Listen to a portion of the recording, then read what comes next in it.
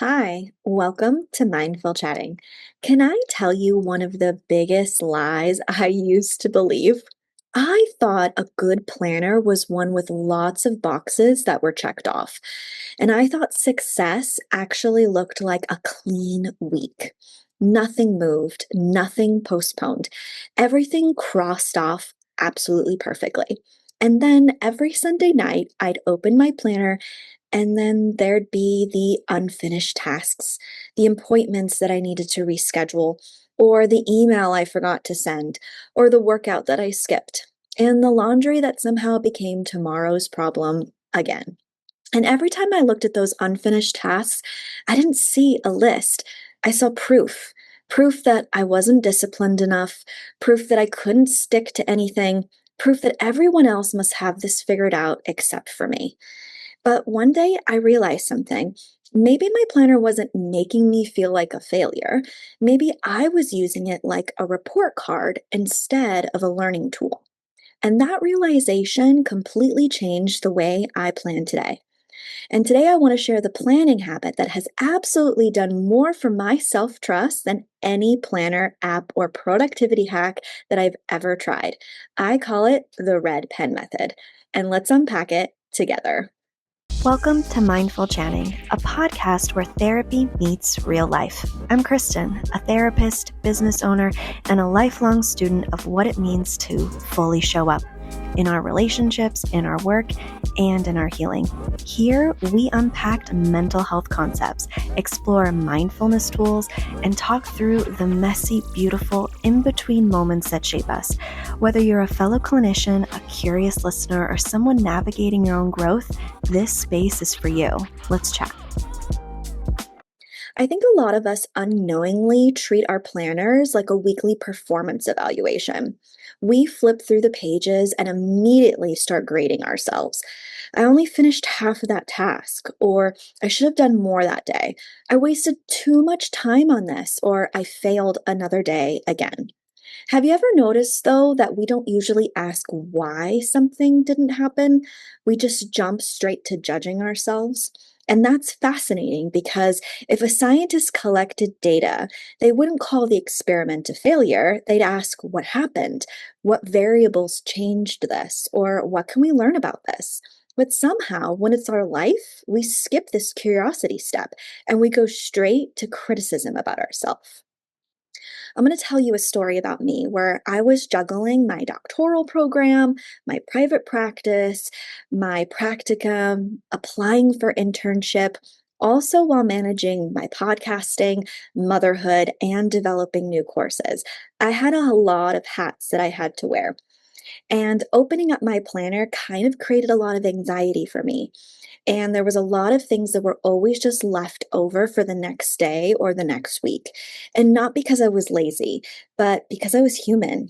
And I started wondering, like, what if these unfinished tasks are trying to tell me something? And this is where my planner kind of changed for me. Instead of looking at all the unfinished things that weren't checked off, because gosh, does it feel good to check something off your list? I looked at all of those things unchecked and go, why didn't I complete them? What got in my way? What was some of the things that happened that day that didn't let me get to that task and why? And I started looking at it more of a curiosity standpoint instead of judging myself for not doing it. If you want to understand your ADHD in a deeper way, I've created the ADHD Crash Course, and it walks you through ADHD step by step so that you can actually start understanding your brain and not shaming it. Everything's in small, doable lessons designed for your ADHD in mind. The link is in the show notes. So, when I started doing that with my planner, something I wish more people would really understand is that tasks don't really just sit on this list because you lack discipline.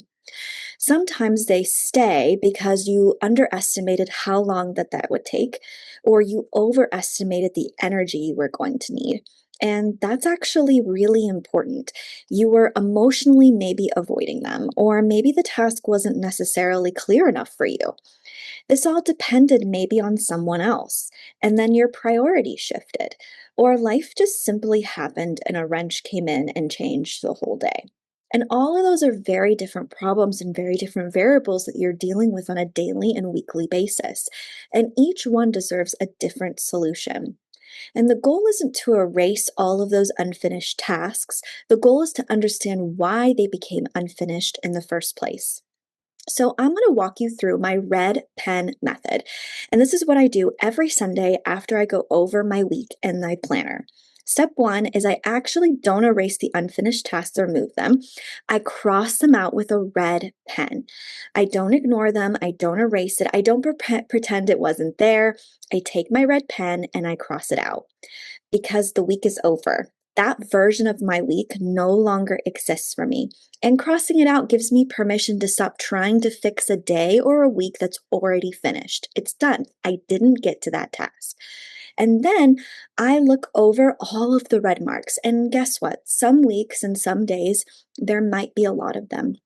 But I again want you to look at this as data about yourself, not just about you, but maybe about the day, or maybe about your week, or maybe about the season of your life. And maybe 3 or 4 tasks a day was once easier for you, but now it's not so much. And that's all information and data that you carry about yourself. Step two is that I start asking better questions about myself. So instead of asking, why can I never get my life together or why didn't I get this done? I ask myself, what happened? What got in the way? Was this actually really important at that day? Did I overcommit myself? Did I just really have a low energy day? Did something unexpected happen this day? This is where kind of a lot of the magic happens in planning because now I'm collecting data about myself, not evidence against myself. And I'm collecting data about my day, about what actually happened and why didn't I get this done. Okay, quick pause. Because you've ever found yourself rewinding this episode like 3 times because your brain just drifted, this is for you. I hear this all the time. I can focus, just not when I actually need to. And that's exactly what the focus course is about. Because here's the truth. ADHD isn't a lack of attention, it's a regulation issue, which is why some days you're locked in for hours and other days you're rereading the same sentence, wondering what just happened. So, inside my executive functioning focus course, I break this down in a way that actually makes sense for you. We go through how your attention works in your brain, your specific focus patterns, why you get distracted externally and internally, and how to actually build a system that helps you stay on track and come back when you drift. Because the goal isn't perfect focus, it's knowing how to return without spiraling. So if you're tired of blaming yourself and you just want something that actually works with your brain, I'll link the focus course in the show notes. All right, let's get back to this episode.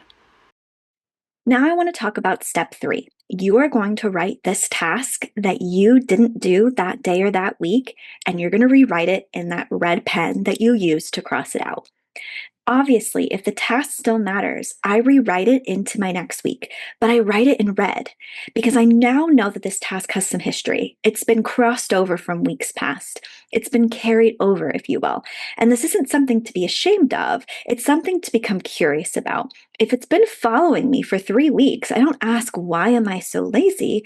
I ask, what is about this task that isn't working and why is it not getting done? What is getting in the way? What's becoming most important? And why is this task being pushed off? And then the step four is I look for patterns in myself. And this is where planning can become psychology for you. Do I always move administration tasks? Do I use creative projects and get those done really easily? Do I consistently avoid my phone calls? Do I plan too much on Tuesdays? Do I overestimate what I can do after work? Now my planner isn't judging me, it's teaching me about myself. And I can use this when I rewrite my red task because I go, okay, I'm planning this for the morning, and maybe I don't have a lot of energy in the morning for this task. Maybe I need to move it to something that's later on in the week. And this changed more than just my planning. And here's what's really kind of funny about all this. This red pen method didn't just change how I planned, it changed how I talked to myself. Because every week I practiced replacing criticism with curiosity. Instead of, "Ugh, I failed another day and I didn't get my task done," it became, that's interesting. Instead of, I never follow through, it became, I keep avoiding this task and maybe it's not clearly defined for myself. Those are two completely different conversations that I'm having. One creates shame, and the other one can create solutions for me. If you're listening to this and thinking, this is exactly what I struggle with, I want you to know that I built something specifically for you. The EF, or Executive Functioning Activation course, walks you through why task initiation feels so hard with your ADHD and how to actually get yourself moving without shame, pressure, or burnout. It's short, practical, and designed for ADHD brains, not productivity culture. If starting is your biggest barrier, this course gives you structure, language, and tools that actually work for you. You'll find the link in the show notes. I think all of this red pen method is true and it's far beyond planning for a lot of people. We spend so much of our lives collecting evidence against ourselves. We remember the things we forget, the promises we didn't keep, the goals we haven't reached yet. But what if we became researchers instead of prosecutors? Researchers ask questions where prosecutors look for proof. And if you're always looking for proof that you're failing, well, you're probably going to find it. This is one of my core philosophies behind the ADHD planning stack course that I created. Planning isn't about creating the perfect week. It's about learning from the week you actually had. Because the more you understand your patterns and yourself, the better your systems become. And the more your systems fit your life, the less you have to rely on with willpower. If you take one thing away from today's episode, let it be this. Your planner is not judging you. It's reflecting you. And reflection isn't something to fear. It's where growth begins. So this week, grab a red pen, cross out what didn't happen, rewrite what still matters, and instead of asking what's wrong with me, I want you to ask yourself, what is my planner trying to teach me?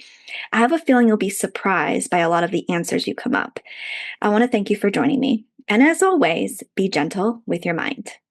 One more thing before you go, and this helps me personally, staying present and grounded, which we all need, especially when your brain wants to spiral into disconnection. Me too. It's Brain FM. It's musically designed to help ADHD brains, well, really anyone's brain, focus, relax, or sleep, and I use it almost daily. If you want to try it, I've dropped my link in the show notes. And if you're looking for planning tools or ADHD-friendly resources, I'll keep a list of my favorite links in every episode.